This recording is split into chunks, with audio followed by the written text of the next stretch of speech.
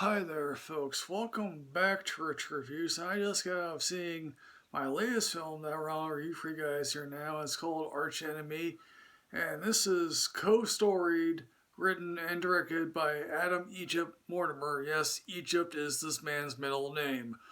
And if you want to see what an interesting midnight film would look like in the 2020s, this might be your film to go see. I quite frankly am at a utter loss to explain this film, but I will do the best I can in actually trying to explain it. So Max Fist, played by Joe Manganiello, trust me, I'm bad with his last name, apparently is a schizophrenic guy who lives out on the street, and he claims to be not necessarily a superhero, but some sort of hero from another dimension who landed here because he helped save the previous dimension, and this happens to be a suckier version of the other dimension that he's from, or universe from which he's from. Now, granted, if you were to hear all of the weird things that Manganiello says, you'd just be like, yeah, sure, here's your beer and I'll be on my way.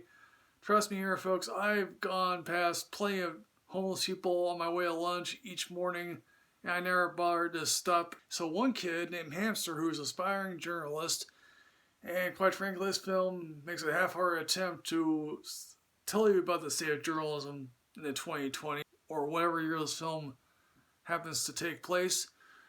He thinks he can go viral with Max Fist's story, and obviously Max Fist is like, yes, my arch enemy Cleo is here. The family dynamic here of Hamster, because Hamster has a sister named Indigo, and she's sort of helping out this drug dealer because she wants Hamster to get out of the hood into college.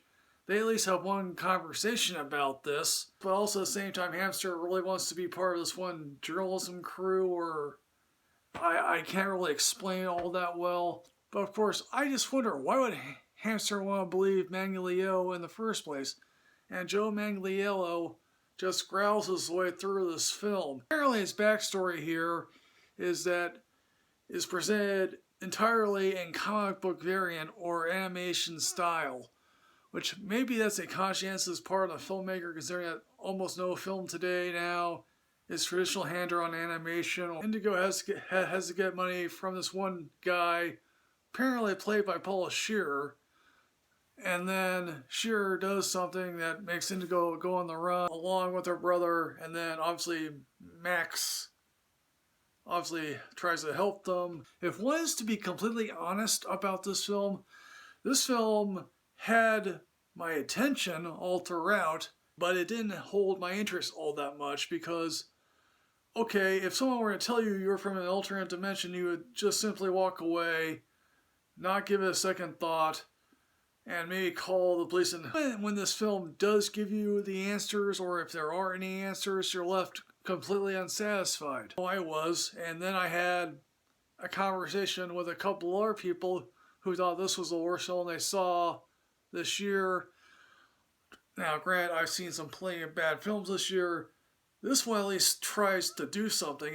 This film literally tries to swing for the fences, and it just completely falls flat, and no harm, no foul. Plenty of other films that swing for the fences, and they stink up the joint, and that's really a different combination. So in the end, folks, what I'm going to say about Archenemy, I'm going to give this a Netflix ranking, because if you see this on the midnight circuit, please go see this. You'll maybe be high when you watch it. So folks, Archenemy, have you seen this? What did you think? Please put everything in the comment box here below here, folks. As always, folks, like, comment, subscribe, and enrich yourself with knowledge. Michael Richard Reviews 2. I'll see you next time, folks. Yes, hooray.